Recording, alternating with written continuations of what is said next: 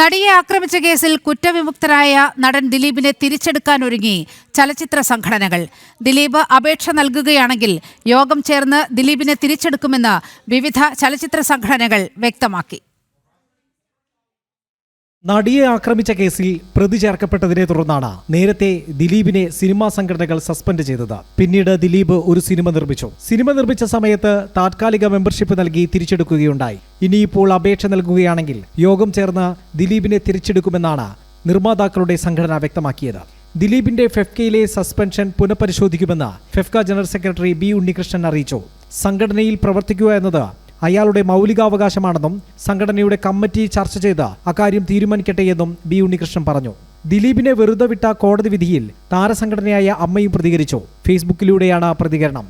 നിയമം നീതിയുടെ വഴിക്ക് നീങ്ങട്ടെ, അമ്മ കോടതിയെ ബഹുമാനിക്കുന്നു എന്നാണ് സംഘടന കുറിച്ചത്. നടി ആക്രമിക്കപ്പെട്ടതിന് പിന്നാലെ ദിലീപിനെ അമ്മയിൽ നിന്നും പുറത്താക്കിയിരുന്നു. ഇതിനുശേഷം മോഹൻലാൽ പ്രസിഡന്റായിരുന്ന സമയത്ത് ദിലീപിനെ തിരിച്ചെടുക്കാൻ തീരുമാനിച്ചിരുന്നുവെങ്കിലും വിവാദമായതോടെ അമ്മയിലേക്കില്ലെന്ന് ദിലീപ് തന്നെ അറിയിക്കുകയായിരുന്നു. ജനം, കൊച്ചി.